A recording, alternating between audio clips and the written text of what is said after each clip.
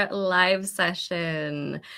We are going to be covering GMAT Data Insights questions today. We're going to be covering 7 of the hardest ones. Okay, to start, what makes Data Insights questions hard? We talked a little bit about how it is the lowest scoring section for most test takers on average, how it is the section with the worst time management on average, but what is it that makes this section hard? Well, the expectation for a lot of people is that the thing that makes it hard is the data itself, right? Is the tables, is the graphs, is the multi-sources, right? All the challenging elements that come with the data and with the question presentations. And fair enough, those things are challenging. But they're not the only thing that make these questions hard, because that data and those question presentations are a level of abstraction that sits on top of a foundation of quant and verbal reasoning. So the skills that we need for our quantitative section and the skills that we need for our verbal section are the same skills that we need for data insights. We just also need to build on that with data interpretation skills, with an ability to handle these complicated question types. So what makes these questions hard? I mean, to some extent, it's the data, it's the question presentations, but more than you would think, it's the quant and verbal foundations that underlie them. We're going to talk about that today. And we're going to go through a number of questions that sure have challenging question presentations, sure have challenging data, but maybe more so have challenging quant and verbal reasoning. So we are going to solve today 7 GMAT Data Insights questions. We've got 3 data sufficiency and then 1 of each of the other question types to kind of reflect the balance of the question types on the actual test, because there's more data sufficiency. These questions are all classified as hard in the Target Test Prep program. Okay, so they're all designed to be difficult. All of these questions are in the top 20 most missed Target Test Prep Data Insights questions. So what that means is that they are the questions that students get wrong the most. And a little bit of data for you on this. 84% of the people who attempt these questions get each one wrong on average. 84%. So some are a little bit easier, like 70 some percent, I think, get the multi-source reasoning question wrong. So a little bit better. But the hardest one, only 7% get right. Wow, that's kind of crazy. We're going to do that one today. Okay. We are going to see how many of these 7 you can get right. I'm excited. Oh, I'm seeing some regulars in the chat. Welcome back. Okay, let's get going. And then at the end, I'm gonna try to save some time for questions. So we're gonna move relatively quickly through these, and then we'll have time for Q&A at the end. Okay, let's get going. Oh, and as a reminder, this is part 3 in a 3-part series. So we've already done a live stream where we solved 9 hard GMAT quant questions. That was a lot of questions for the time. That one was a little bit ago. And then we did a part 2 where we solved 6 hard verbal questions. So if you have not seen those, the recordings are on the GMAT Club channel in the live tab. Check that out. Those are really fun sessions as well. Okay. We're going to get started with this graphics interpretation question. As you know, graphics interpretation questions usually have a drop down that wasn't conducive to our slides. So I have them presented horizontally. Hopefully that's not confusing. Go ahead and give this a go. I'm going to give you guys 2 minutes on this one. Usually I recommend a little bit less for graphics interpretation, but we're going to do 2 minutes because we're just warming up. And then if you would like to share your answer in the chat, the format I'm going to recommend is a letter for its position. So A, B, C, or D for the first one, and then a comma, and then a letter for the second one. So A, B, C, D, E, or F. Hopefully that makes sense. Go ahead and give it a go. I'll see you guys in 2 minutes. If you're brave, share your answer in the chat.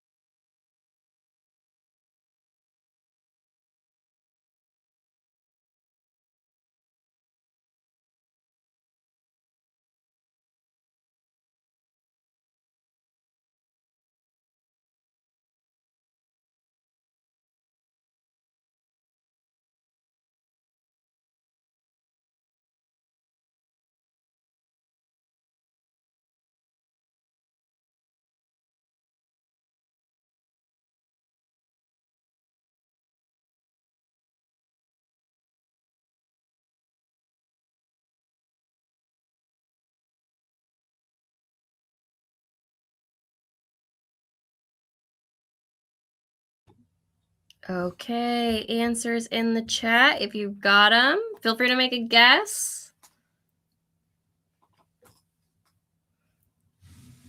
We're all still warming up.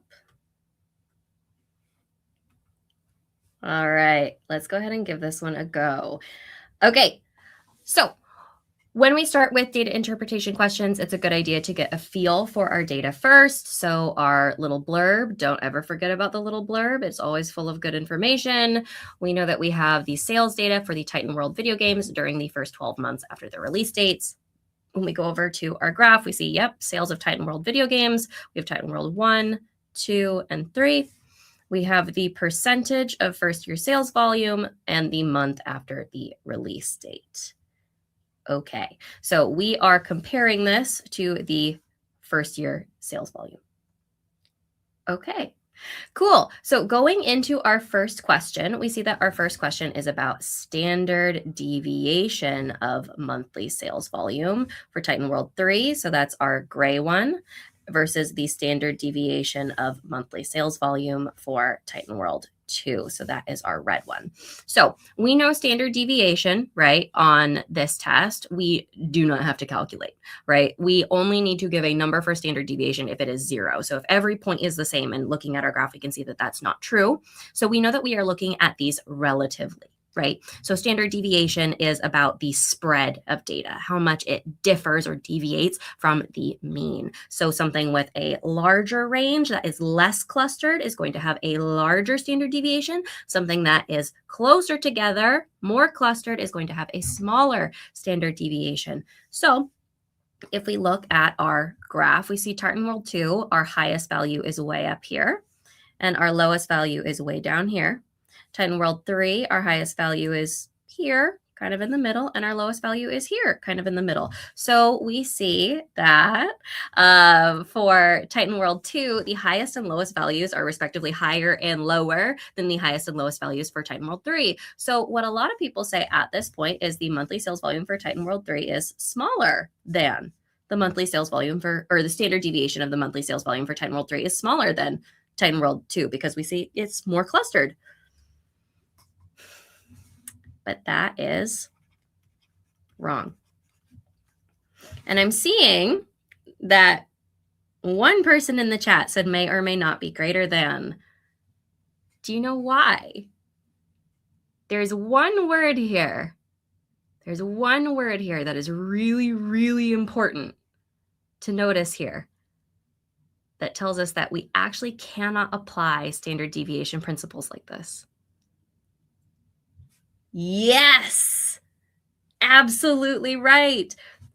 That would work if our graph was showing us the absolute sales of the Titan World video games.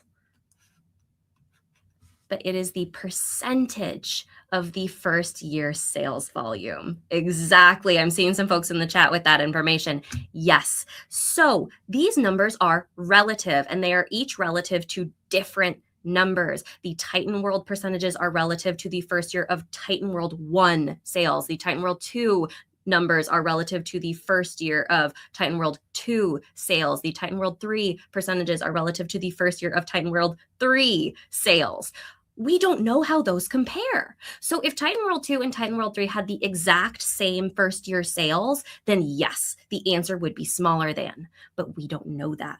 It could be that Titan World 3 had these enormous, huge first year sales, and Titan World 2 had quite small first year sales. So Titan World 2, if we can imagine that on a graph with the actual values, Titan World 2 would have quite a small line, lower, but closer together. And Titan World 3 would be higher, but it would be spread further, right? 6%, or sorry, the lowest value there is like 4.5% to 13% would be this huge, or sorry, would be a much smaller spread than 6% to 8%. Sorry, I got confused between my lines. So even though the percentages are closer together, if it is compared to the larger total, that could be spread much further. So the actual answer here is may or may not be greater than, because we do not know what that relative total is.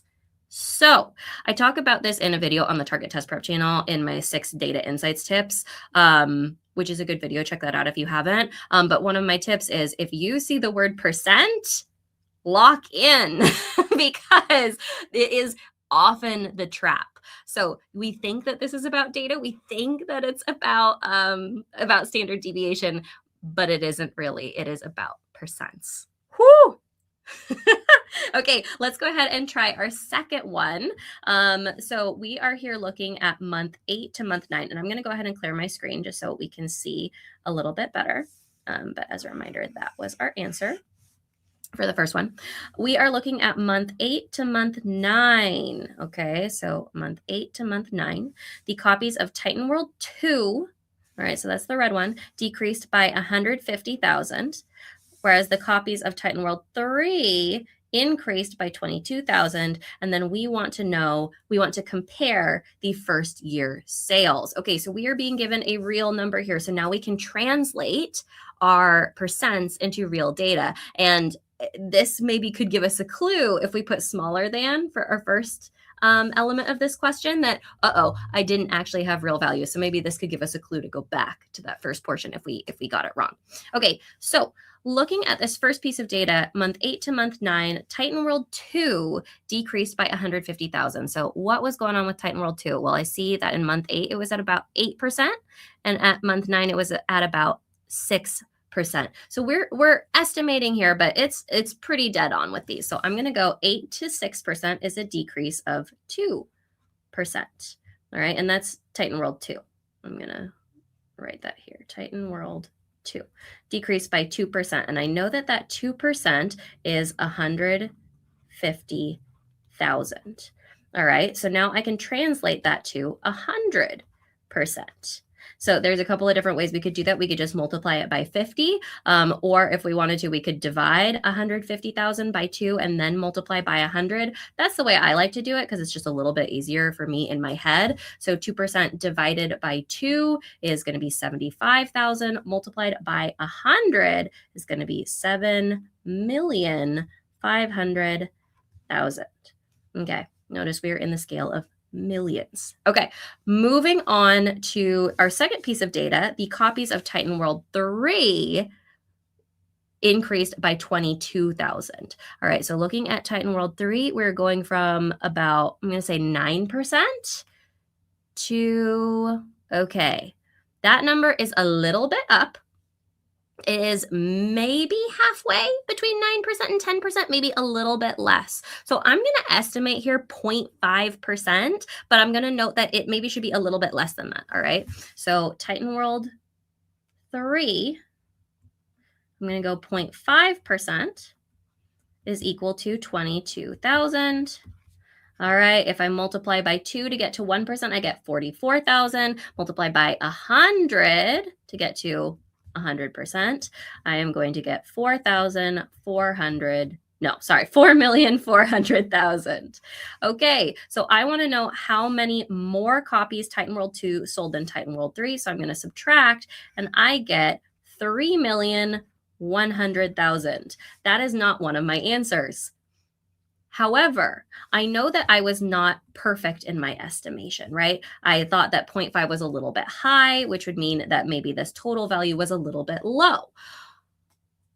I'm in the scale of millions more, all right? So I know my answer is C. Now, if I wanted to check, I could also go, okay, what if it was like 0.33333, like a third?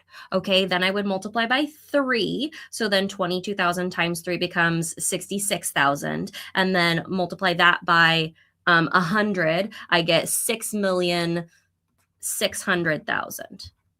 Okay, and that is just under a million less, right? So I'm going, okay, then Titan World 2 is about a million more. So we are still largely in the scale of millions, and we're probably going to be in between those values. So here, what we're noticing is that we are dealing with a scale issue, right? We are dealing with how many digits we've got. And here, we can't really estimate any closer than that. And so that's kind of a clue that we are going to be dealing with millions, is that we can't estimate much closer than that based on our graph. So here, our answer is C. The ways that we can mess this up is by messing up our number of digits or by getting our order in reverse. So again, not really too much to deal with the actual data other than estimating where things fall on the graph. So The first part's the more challenging part. Little warm up. Okay, let's go ahead and try this one. This is the hardest question in this batch. This is the one that most people get wrong. Go ahead and give this a go. I'm going to give you 2 minutes, then we'll get going. Oh, and then actually, before we get started, let me show you all of the different versions of this table so that you can skip back through it to solve. So here is the blurb. Come on now. Here is the full table, sorted by city, sorted by province, sorted by population, sorted by rank, and sorted by average age. So as you solve, you can go back, just scrub back in our live stream to find the table sorting that you need to solve. Okay, go ahead and give this a go. And if you're brave, put your answer in the chat. Maybe do like yes, no, no, or no, yes, yes, yes, no, yes, in order in the chat. 2 minutes. Good luck.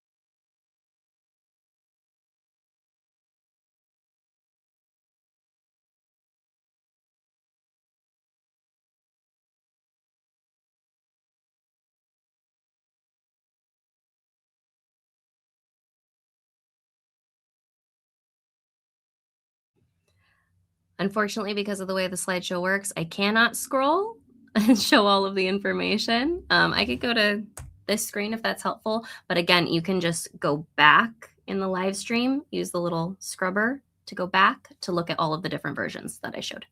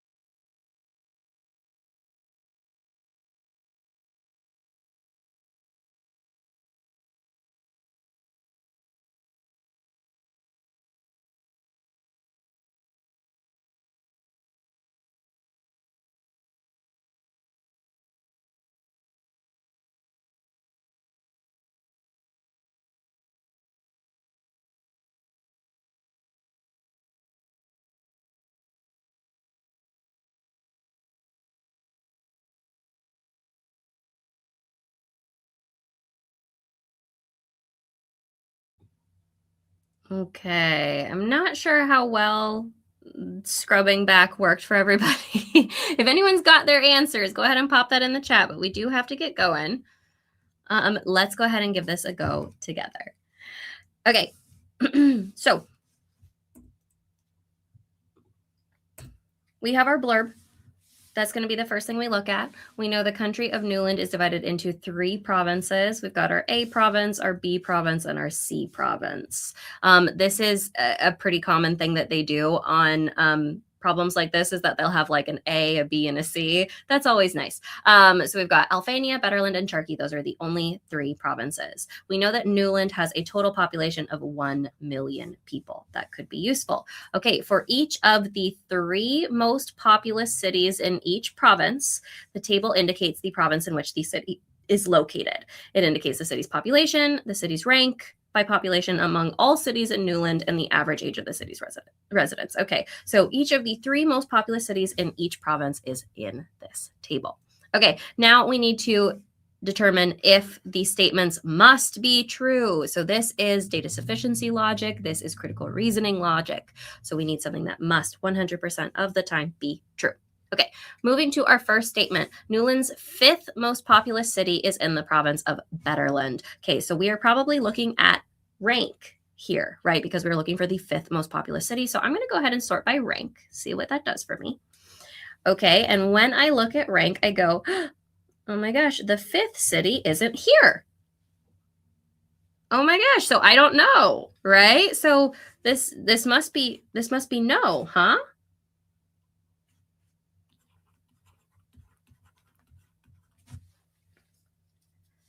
It actually must be in Beterland. Why? I don't think anybody got, oh, somebody did get this. Let's figure out why that is. All right, why must it be in Beterland?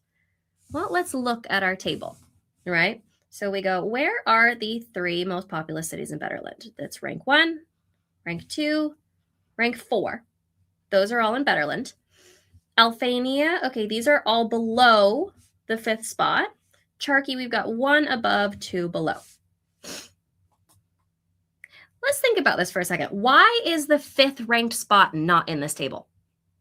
Why is that not in this table? Because we know, going back here, that the 3 most populous cities in each province, and these are the only provinces in Newland, the 3 most populous cities in each province are in this table. Well, if this city, city number 5, was in Charkey, for instance, that city would be in the table and Phoenix would be gone. Because it's the top 3, right? So if number 5 was in Charkey, it would be in this table, but it's not. Why? Okay, if number 5 was in Alphania, then that would be the most populous city in Alphania, and Miss Linky would not be number 3. What if number 5 was in Beterland? Well, okay, then it would be the 4th most populous city in Beterland because these 3 are all above it, 1, 2, 3, and it does not have to be in the table. Newland's 5th most populous city must be in the province of Beterland. What? The answer here is yes. This is the part that most people get wrong. It's logic. It doesn't really have anything to do with data presentation. It's just logic. Okay, let's move on to our second one. The average age in Alphania is greater than the average age in Beterland. Let's see how folks did on this one. All right, I'm seeing mixed answers, but I think primarily no. We're going to go ahead and sort this one by average age, right? Because that's what's in this statement. And as a reminder, this was yes. Okay, the average age in Alphania is greater than the average age in Beterland. Well, let's look at, oh, that's interesting. Alphania is all down here at the bottom. Beterland is right here all in the middle. So that would indicate, okay, average age seems higher in Alphania than in Beterland, right? So seems like the answer is yes. But it's not, because what is in this table?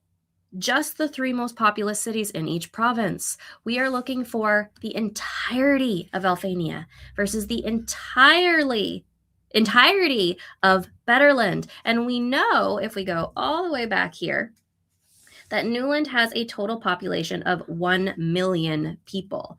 If we are to sort by population, we can go, okay, 90 plus 10,000 is 100,000. 80 plus 20, that's another 100,000. We're at 200,000. 65 plus 35, that's another 100,000. We're at 300,000. 400,000, 440,000 people are represented in this table. That means that the majority of the population of Newland is not in this table, which means we need to consider those people. All right, so going back to average age, maybe all of the other cities in Alphania make up the whole rest of the population. Maybe that's the majority of the cities in Beterland, right? And the average age of those cities are 20. Then that would pull the average of Alphania down. So because this is not a complete representation of the entire Newland, the answer here is no. Oof. All right, moving on to our third one, we can actually apply the same logic. The median population of all cities in Newland, is greater than 45,000. Okay, so if we go back to sorting by population, I'm going to go ahead and clear my screen. if we go, okay, median population of all cities in Newland is greater than 45,000. If we're looking for median, all right, that's the middle value. If we're just looking at this table, that's 6, that's 45,000. If we're going, okay, we are missing actually our 5th place, then we would go, it should be between 5 and 6. So yeah, it seems like it's going to be greater than 45,000. But that is just for the data in the table. If we are looking at the entirety of Newland, well, then we have actually a bunch of cities that are going to be population below 10,000, which is going to pull that median down. So in fact, we actually know that the median population of all cities in Newland is going to be less than 45,000. The answer here is no. So to recap, yes, no, no. Oof. All right. Really quickly, I want to plug the hardest data insights question in the Target Test Prep program is also a table analysis question, just like that one. This was the second hardest in the whole Target Test Prep program. The hardest one I solved in this video, I just put this out like last week. I recommend checking this out if that was troubling for you. This one is kind of similar in nature. All right.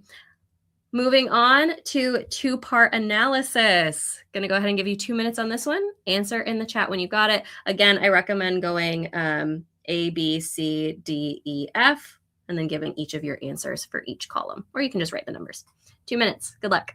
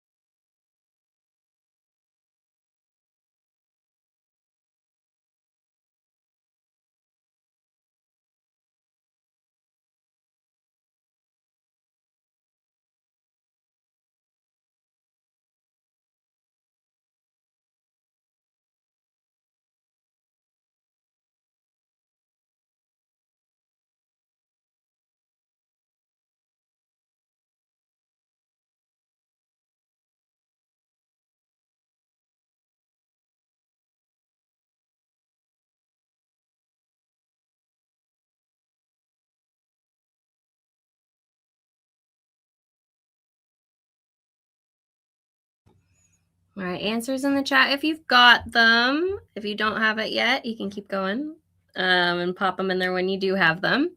Okay, I am seeing folks saying this is a weighted average problem, and you are right. That is true. This is a weighted average problem. Let's go ahead and just kind of review the information we have. We've got a business school that has 55% international students, has 2 campuses, X and Y. At campus X, we have 60% international students and 40% international students at campus Y. Okay, so 55 is not evenly spread between those, which would indicate that there is a different number of students at each campus. All right, and then we are solving for the number of international students at each campus. Excuse me. Okay, so this is a weighted average. I see in the chat a weighted average equation. That is one approach. I personally like the number line method for solving these. So that's what I'm going to show here. So I'm going to go ahead and put my lower value for campus X, which is 40% right here. I'm going to put my higher value for campus Y, which is 60% right here. And then my average is 55%. And we notice that the 55% is closer to the 60, so that indicates there's going to be more students on campus Y, but in what ratio? Okay, this is a difference of 5%. This is a difference of 15%, which is in a ratio of 3 to 1. The opposite, or the inverse of that ratio, is going to be the ratio of the number of students on the campus, right? So the farther away, proportionally, the fewer students there are. So the ratio of students, oh, I got it backward. Whoops. That is one of the other challenges with this problem, is that the variables are not in the order we think they are. I have rehearsed doing this slideshow a number of times, and I keep doing that, where I reverse X and Y. Be so careful, because that is a common trap here. It's not the only one, but it is a common trap. Okay, so I now know that the ratio of Y to X is 1 to 3, or the ratio of X to Y is going to be 3 to 1. So now at this point, what a lot of students do, if they haven't gotten it backwards, like I just did, if they haven't gotten it backwards, they're going to go, okay, great. So that means that the ratio of X to Y is going to be 3 to 1. So I am looking for two answers that have a ratio of 3 to 1. X will be 3 times the answer for Y. And that is wrong. Why? And I'm seeing that's what everybody did in the chat so far. Why is that wrong? Because that's not what we're solving for. X and Y here are the total number of students on the campus.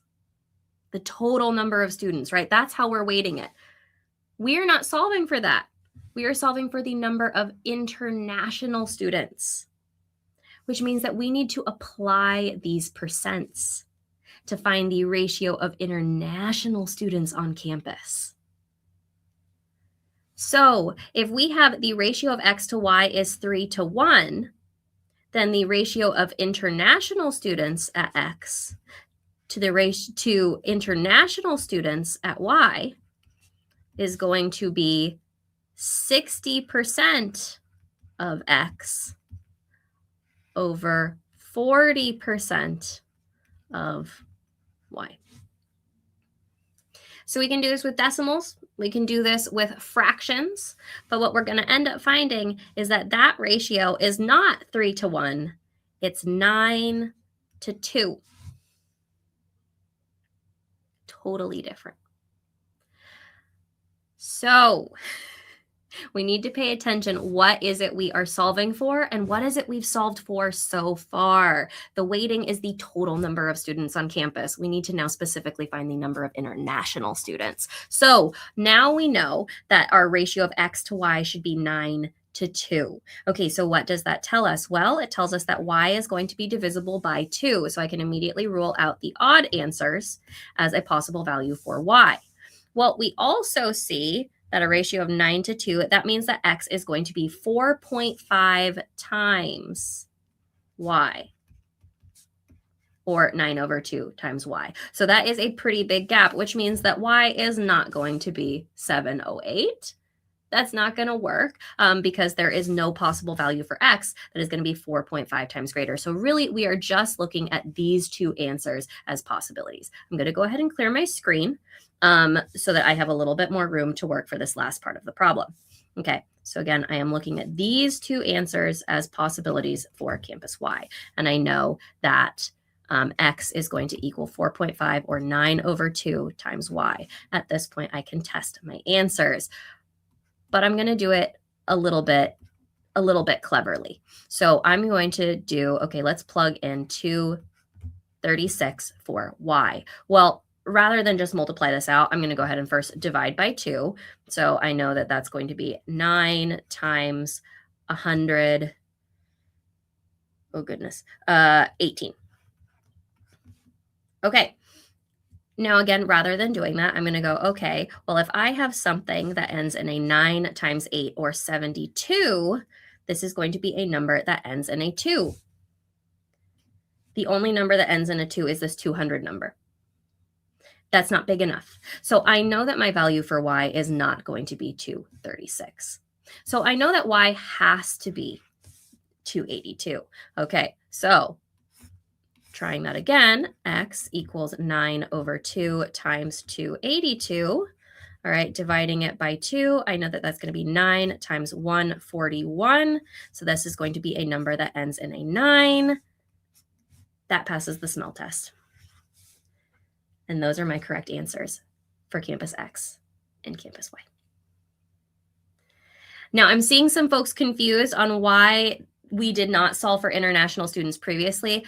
That actually isn't how it works, right? Because when we're dealing with weighted average, the weighting is the total value, right? It is 60% of the total number of students at Campus X. That's what provides the weight. It is 40% of the total value of students at Campus Y. That's what provides the weight. So it's the percent of that total that is then what's providing the weighting. Pretty brutal. We might be able to come back to this at the end, but we do have to move on. And yes, this type of stuff is really GMAT. These are the hardest ones. This is not what you can expect from every question on test day. This is what you can expect if you are scoring at the very tippy top.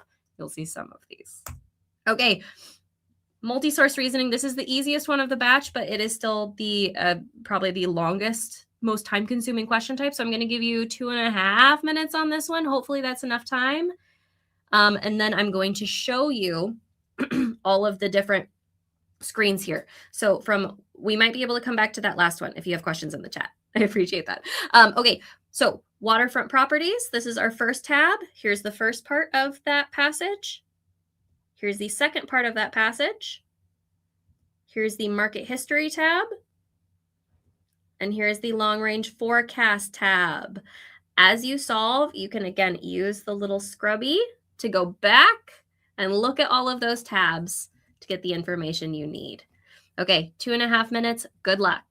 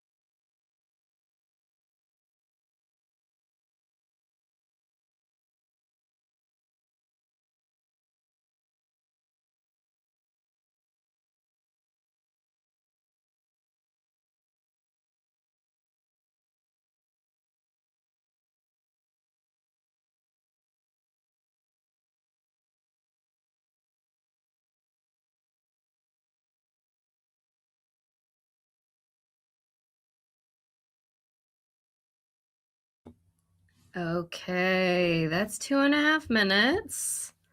If you've got your answer, go ahead and pop that in the chat.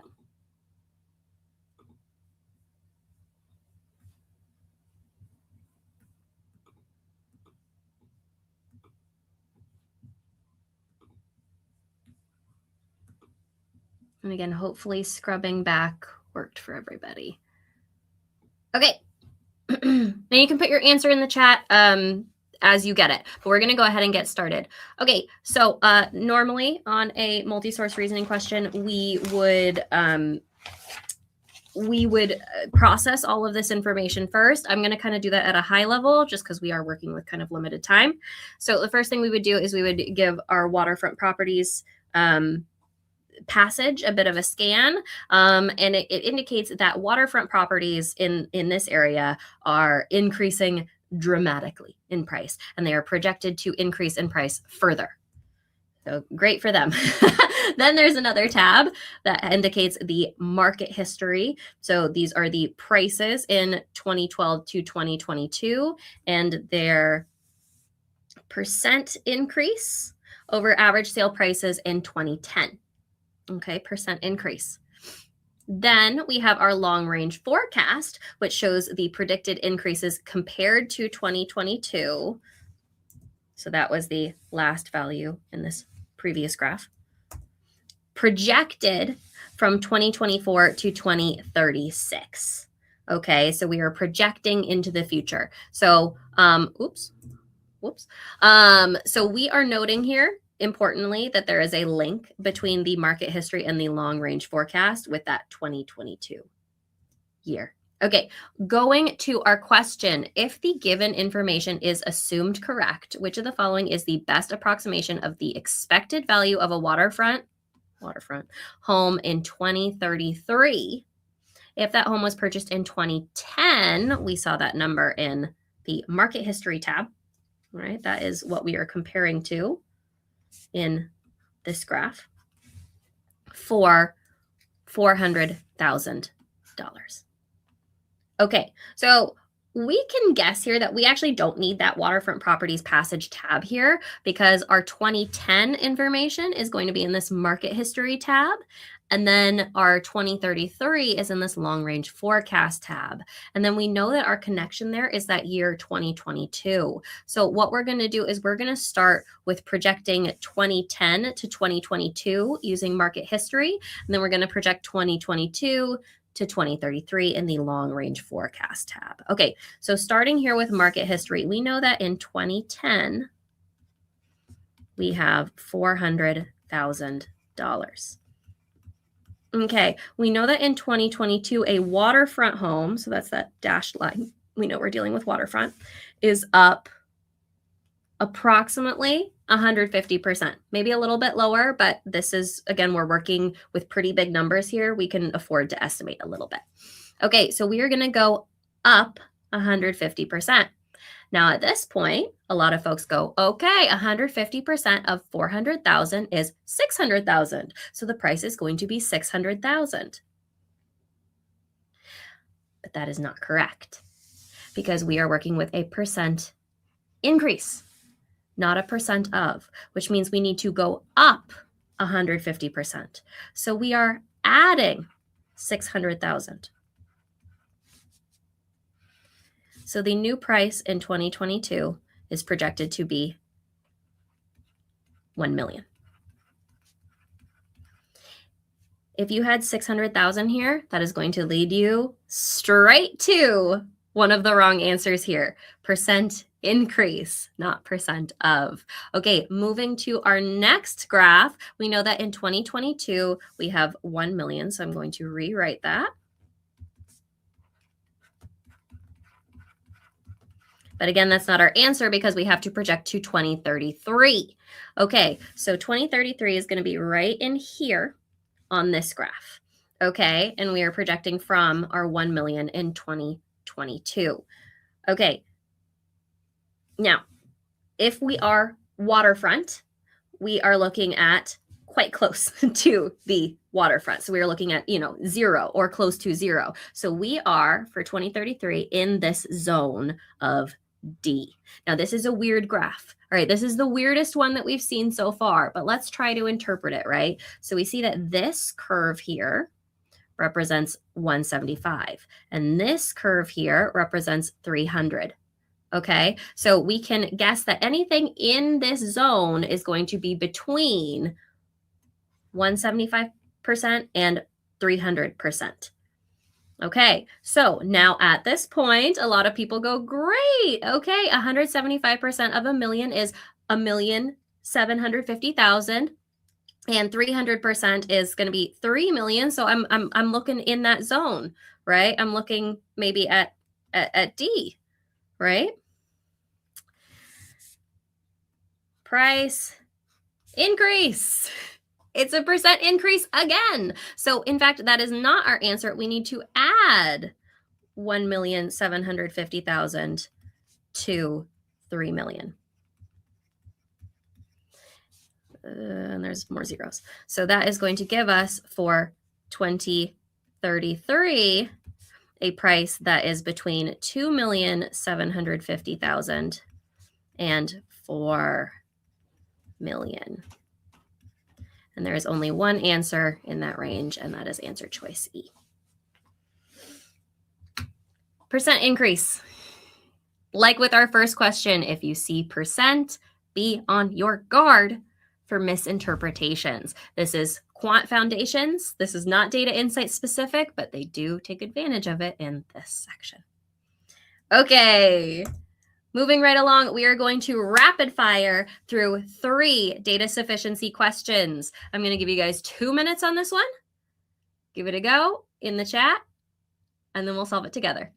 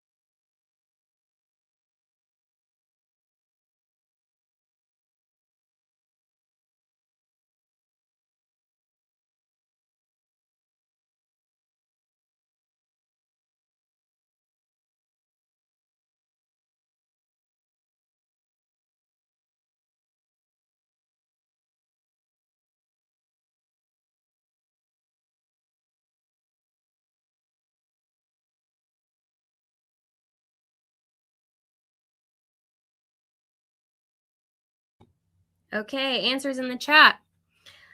Let's solve this one. Okay, Sarah and Catherine are 2 of the 20 players on a softball team. So that is the total number of players.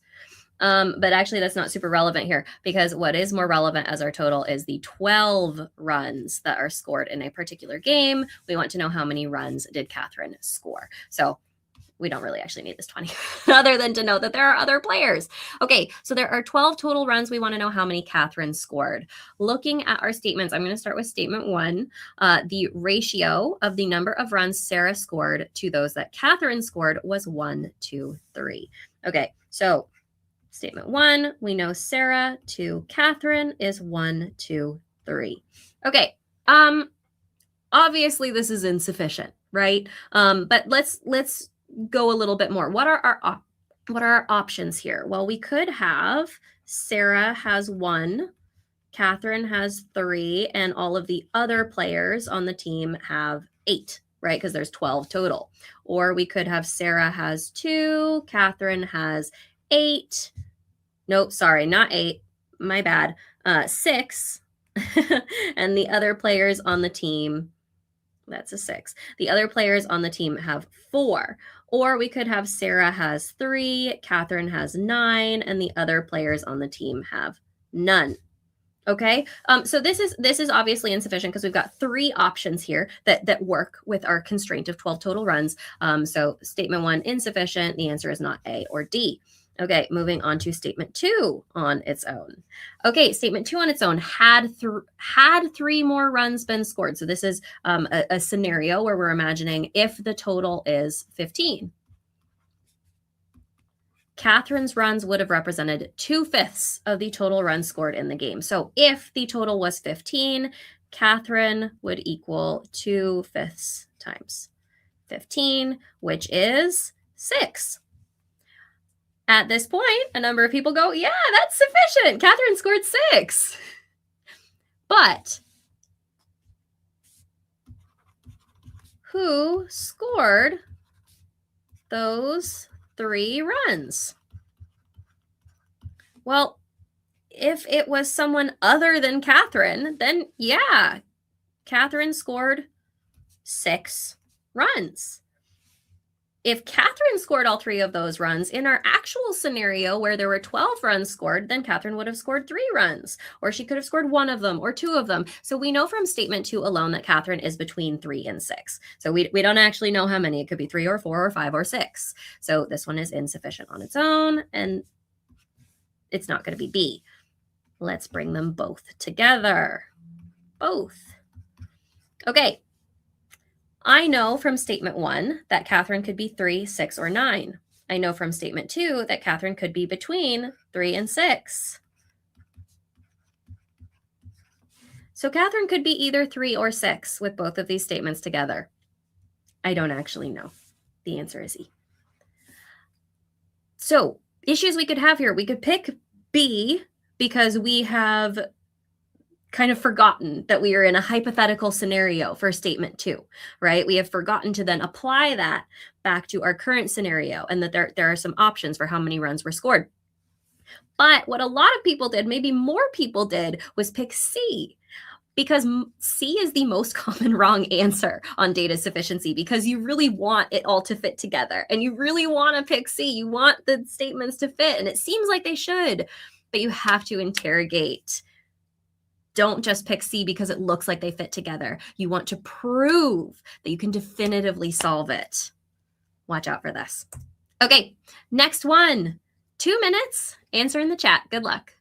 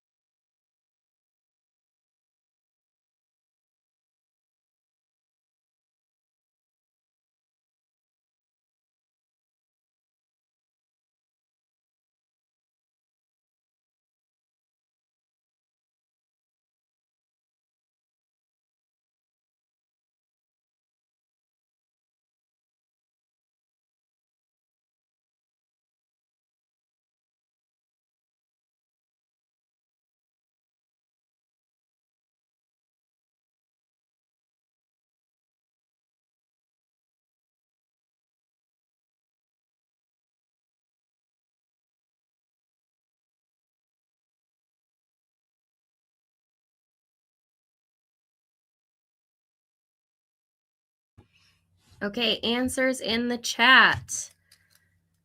Let's move quickly on this one because we got one more. Okay, a businessman has B black suits and G gray suits and no other suits. So this is important, right? Our last problem kind of hinged on the fact that there were some other players. Not here. All right, it's just B and G.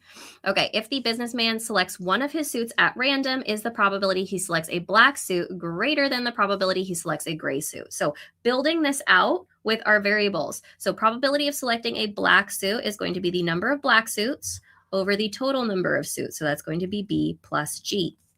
Okay, so the number of black suits over the total number of suits. Is that greater than the probability he selects a gray suit? So, the probability of G over B plus G.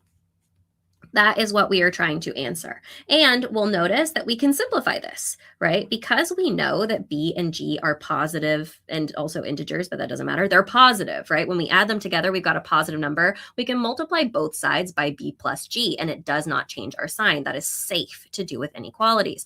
So if we multiply both sides by B plus G, we can rewrite this as is B greater than G. And that makes sense. If there are more black suits than gray suits, the probability of picking a black suit is going to be higher than the probability of picking a gray suit. So that is what this question is asking. And having that interpretation is going to make these statements a lot easier. Moving on to statement 1. Okay, notice those are the same. B plus G plus K is the same as G plus B plus K. It's just in another order. Okay, which means that we can multiply each side by that value and get rid of that denominator. So statement 1 is going to be B plus K is greater than or equal to G plus K. Subtract on both sides that K, and we are going to get B is greater than or equal to G. Now at this point we go, hey, that's the same thing. That's sufficient, right? Well, some people do, but not everybody here did. Because it could also be equal. Greater than or equal to. Gotta be so careful. So if it is equal to, then the answer is no. If it's greater than, the answer is yes. It is insufficient because that is not the sign that we want. The answer is not A or D. Okay, moving on to statement 2 in isolation. If the businessman bought E blue suits and selected one of his suits randomly, the probability that he would select a black suit is less than or equal to the probability he would select a gray suit. So now we're going to write a new situation. So probability of black suit is going to be B over B plus, I wrote G, but that's fine. G plus B plus E, right? That's now the new total number of suits is less than or equal to the probability of selecting a gray suit, G over G plus B plus E. Multiply both suits by G plus, or both sides by G plus B plus E, because those are positive. It does not impact our sign, and we can get B is less than or equal to G. Now, if we got the previous statement right, we might go, hey, equal to, haha, insufficient, right? But look at this sign. That's not greater than or equal to, that's less than or equal to. That is the opposite of greater than. So if B is less than or equal to G, is B greater than G? No, never. That's sufficient to answer the question. The answer is B. Remember that no is sufficient. That is an answer. Yes is sufficient. No is sufficient. The only thing that is insufficient is a yes and a no. A yes or a no. Data sufficiency. You need to be really solid on value data sufficiency as well as yes-no data sufficiency. Having this logic down pat is half the battle with these questions. Okay, last one. I know we're at time. We're going to do this last one, and then I promise I will come back to that weighted average problem to help you guys out with that one. 2 minutes. Answer in the chat when you got it.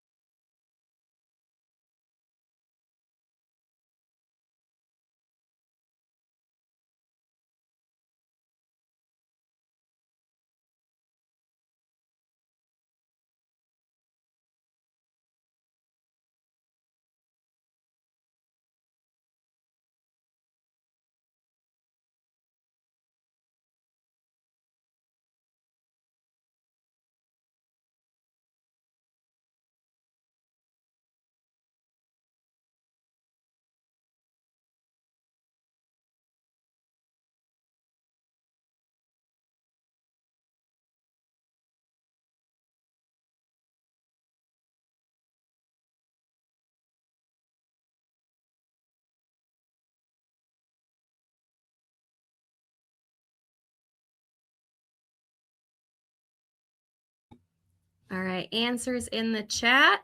We're going to go ahead and get going. We have a sequences question here. S is a sequence in which each term after the first is equal to R times the previous term, where R is a non-zero constant. What is the value of R? Okay, so I'm going to go ahead and build out what that sequence looks like. This is a really good first step, is to just get a feel for what this is. Okay, so for term number 1, I don't know what my first term is. I'm going to set a variable. I'm going to call it X. Okay, for term 2, that's going to be R times term 1. That's going to be R times X. For term 3, that's going to be R times X, or R squared X. For term 4, that's going to be R times the previous term, R to the third X. And then it's just going to continue. I kind of like to go up to like 6 terms.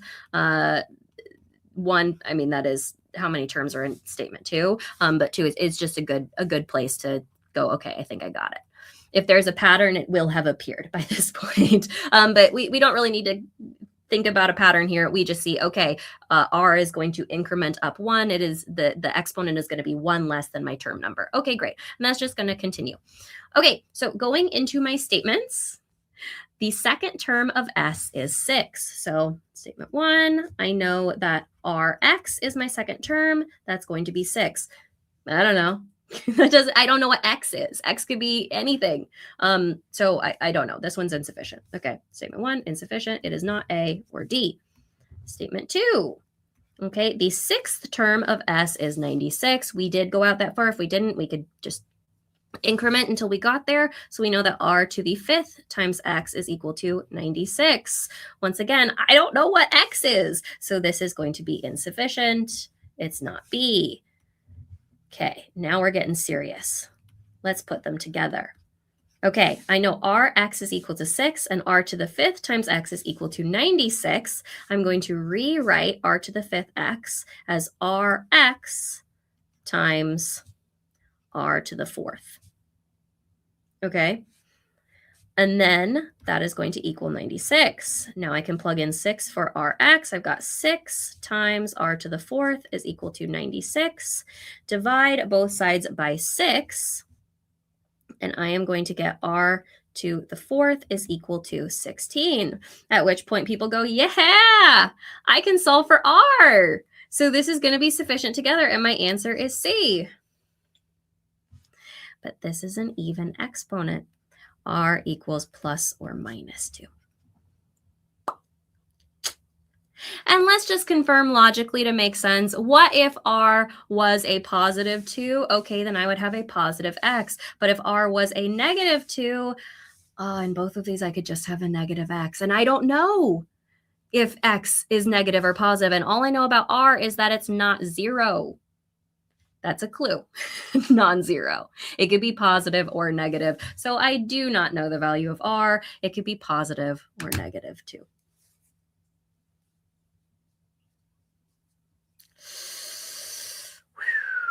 But you should check back to be absolutely sure, because sometimes in a different problem, we could get plus or minus 2, and then we check back with the information we already know, and it tells us that it must be positive. But in this one, not the case. It can be either one. Answer choice is E. Okay, now really quickly, I want to plug, none of those was the hardest GMAT data sufficiency question in the Target Test Prep program. That is in this video on the Target Test Prep GMAT channel. I recommend checking that one out. It's brutal. So check that one out if you'd like the hardest one. But we're going to do our takeaways. Why do test takers get these questions wrong? Well, I mean, sure, some of the tables were hard, some of the graphs were hard, some of the presentations were hard, but really a lot of it came down to fundamentals, right? That last question was exponents. Before that, we had probability and inequalities was the bigger issue, right? We had a lot of issues with percents, right? A very fundamental concept. And we had a lot of issues with just logic, the sort of thing that we'd see in critical reasoning. So if you are shaky on your quant and verbal, you're going to struggle here. But maybe more importantly, people are distracted from the fundamentals. The complicated question types, the complicated data presentations often just serve as distraction. They're not the hard part. They're just there to make you forget about the stuff that you should know how to do, the stuff that you do know how to do, but that we need to be really, really present and really, really aware to make sure we get right. So you totally do know how to do percent increase. You totally do know how to do inequalities. You totally do know how to do exponents and logic, but you might be distracted from those things by the questions. So how do we get these right? Well, first, make sure that your quant and verbal are solid before digging into data insights. It builds on those skills. So I recommend starting with quant and verbal and then moving to data insights down the line. I know that can feel tough if it's your worst section, but it is generally the right course to give yourself the best shot. And then when you are solid and you are approaching data insights, keep your guard up. Up. The worst thing that this test does, the meanest thing that it does, is it makes you think that you're right because you've already countered something. You've already gotten past a trap, or you've already done something hard and you're like, phew, I got it. I did it. But on the hardest questions, there are multiple layers of traps, right? So you need to be ready for those multiple layers. Don't think you're done. If you feel really good when you're picking an answer, that's a warning sign, which is terrible to say, but it's true. All right. So if you're feeling really good, oh yeah, I'm picking I'm picking C on data sufficiency, or you're going, oh yeah, I nailed it. Just go, whoop, hold on. Does the test want me to think that? And then go, did I miss something? All right. Now, we're going to take questions really quickly. There was a question that I saw in the chat multiple times. Oh, if you have no questions, thank you for joining us. This was so fun. Hopefully, I'll be streaming again soon. But thank you for joining us for this series. I really liked it. And check me out on the Target Test Prep YouTube channel for more really great videos. I put them out weekly or near weekly. There was a question on the, I'm going to go way back to the, this one. To the question on weighted averages. If you have other questions, feel free to pop those in the chat. Again, thanks for being here. So the question was, why did we do 9/2 instead of 3/2, which is the ratio of 60/40? That's because we are combining two ratios here. All right. So our first ratio we found by doing our weighted average. So when we did our weighted average, we found, okay, this is 40, this is 60, this is 55, our average. And then we found, okay, the distances here, blah, blah, blah, blah, blah. It gives us a ratio of 1 to 3. And that is y to x. So the ratio of total students, total x to total y, was 3 to 1. Now we know that the ratio of the percents of international students is 60 to 40. So if we want to translate this from total to international students at x to international students at y, we then need to apply those percentages. So we need to multiply by the ratio of 60% to 40%. So the ratio of 60 to 40 is 3 to 2. And that's what gives us our 9/2. It's a double whammy on the ratios. We got to have the ratio of the total percents, and then we have to apply the ratio of international students, because that's what we're solving for. Super tough. Super easy to fall into this trap. And again, they put answer choices in there that support these other possible interpretations. But we just have to be really, really clear. What have we solved for? What are we solving for? Yeah, no problem. Let's go ahead and go back to our question slide. If anyone else has any other questions, I'll hang out for a few minutes more and I can answer those. Yeah, no problem. Oh, and if you're feeling bad because you didn't get a lot of those right, again, these are super hard, super hard. So even if you are performing at the absolute tippy top level, this is not the majority of the questions you're going to see on test day, right? These are the hardest ones. So even, I have a 100th percentile score. I would have seen some questions like this on test day, but it wouldn't be all of them. And, again, this test is trying to challenge you. So if you see something this difficult on test day, great. It means you're performing really, really great. Answer for the last question that we did was E.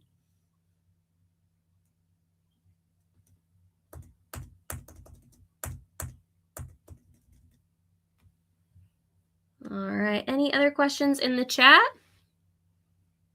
I'll stick around for a little bit longer.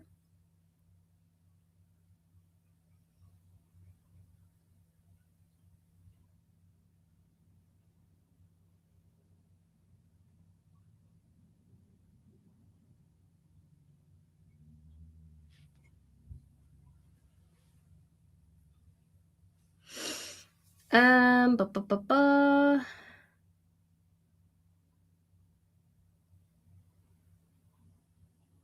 Okay.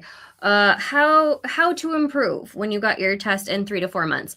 It's a very broad question. But I'm gonna give you kind of two answers here. With 3 to 4 months, you do have time to do something more comprehensive.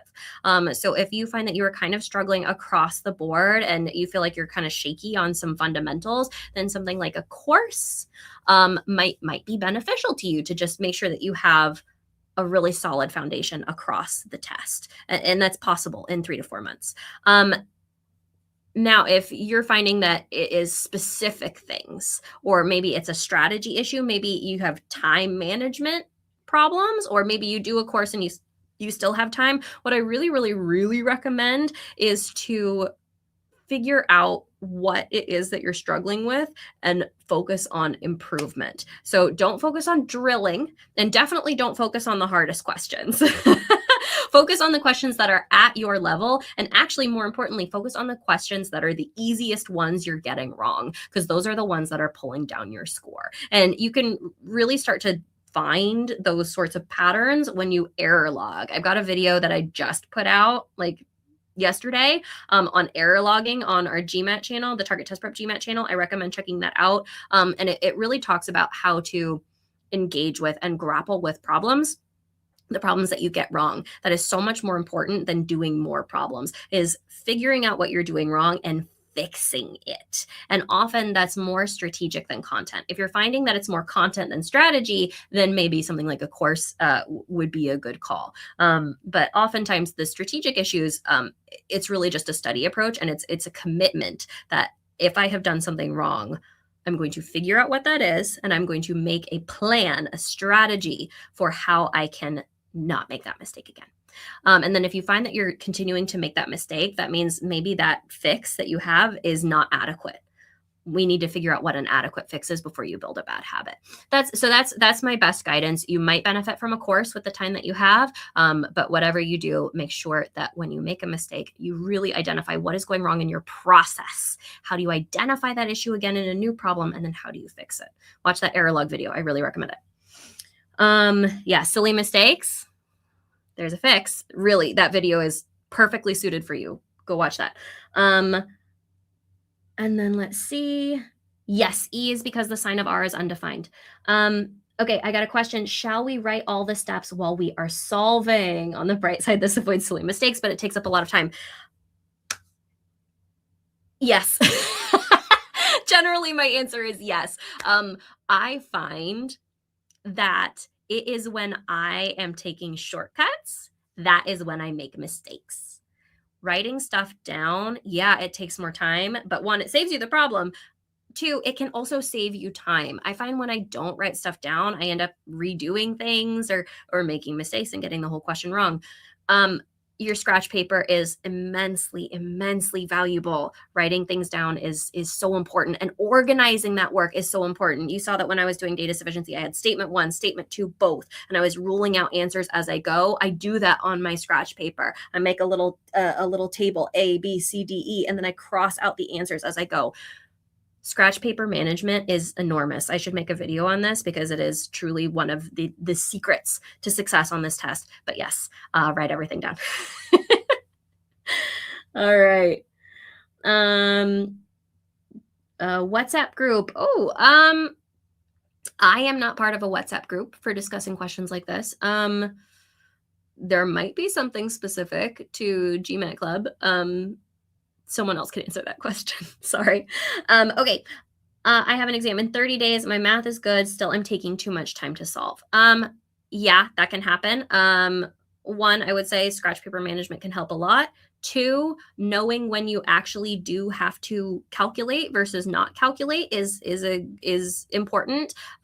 You'll note in one of those questions that we didn't actually solve 9/2 times that number. We just figured out the last digit. That's a classic move. Estimation is a classic move. We did a lot of that today. The other thing that I would share in terms of time management, actually, I'm going to share two things. One, a lot of time management is deciding where to invest your time. And this is common with like word problems, problems with kind of complexity up front, like your multi-source reasoning, things with tables, graphics, but it's also really, really true in verbal. Investing your time up front in making sure that you have processed the information you have will save you time in solving. It feels counterintuitive to spend more time up front, but I guarantee you it helps. So spend your time up front really interpreting what you have, making sure you are on solid ground before you start solving so you don't end up going back and back and back and back and back, and one, getting things wrong, but two, wasting your time. The other thing that I will say about time management is that sometimes a problem just takes too long and it is not worth it. And I know on my test day, this was a mistake that I made. I saw from my GMAT data that I spent more time on the questions I got wrong than the questions I got right. That's a problem. That's not a good thing. Now, I was still fine on my score, but that can be a real issue. So what you want to do is identify when you are spinning your wheels. If you are going, this problem is going to take me forever, and I'm still probably not going to get it right, get it wrong. Make a guess, move on. You might get it right if you've eliminated some answers, but what you have done is you've just gotten it wrong faster. Most likely. And that's great because it helps you move on to another question that you are more likely to get right if you have time to answer it. So that's my suggestion with time management. You will not solve every problem, and that's okay. This test is designed to challenge you. It is designed, no matter what level you're at, for you to get questions wrong. It is very, very rare, even for top scorers, that you don't miss questions. I have a 100th percentile and I got questions wrong on test day. Embrace it. Use it for time management.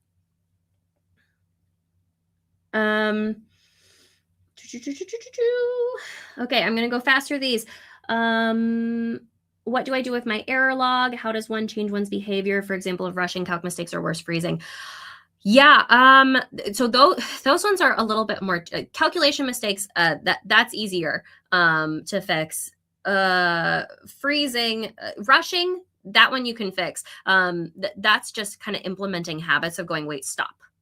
Freezing, that one's a little more difficult to get over. What I would recommend with freezing is just go, okay, one piece of information at a time. Let me just do one thing at a time. Let me build out from what I know. You don't have to see the path to the answer. Just do one thing at a time. That's my best recommendation for freezing. And if a problem, you're really, really stuck, you don't have even one thing you can do, move on. Bye. Guess and move on.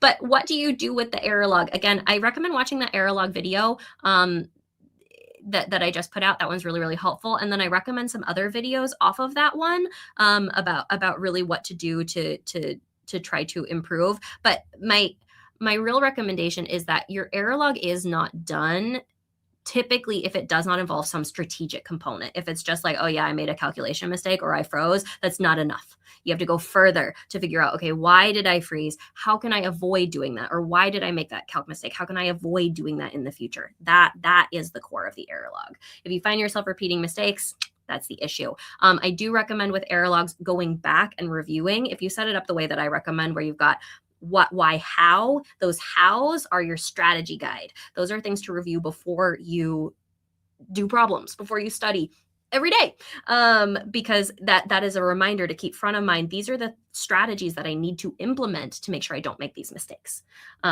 Keep them fresh. How much to study in hours every day to also avoid burnouts? I have a recent video on the Target Test Prep channel. It's like, I studied for 800 hours, but you shouldn't do that. It's like how much to study, how many hours to study, something like that. Go watch that. I talk about a good schedule, but short answer, I recommend about 15 hours a week.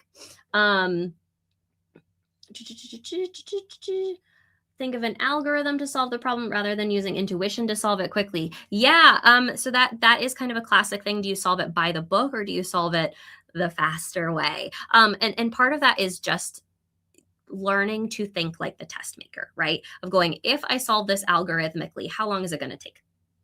Is it going to take 5 minutes? Okay, then that's not the best way to solve, because these questions are designed to be solvable within the time frame of the test, within the constraints of the test. So think ahead, right? Go, is this the right way to solve? Is this what the person who made this test, is this what they wanted me to do? And if you're going, I don't think so, then that's probably not what you want to do. You want to start thinking about those alternative methods. So it does require you to kind of put yourself in new shoes. It's worth practicing. Practice thinking like the test maker. What am I supposed to do here? What do they want me to do?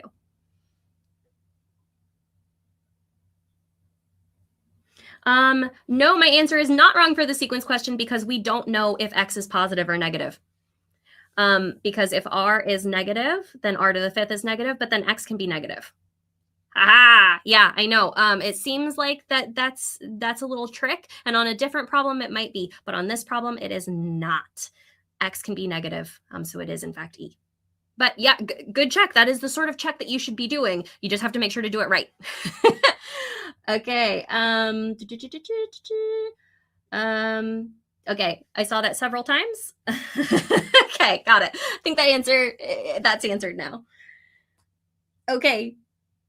Yes, I do have a number of videos on GMAT Club. This will be on GMAT Club, but I have other videos on the Target Test Prep GMAT channel. That's where I put out most of my videos.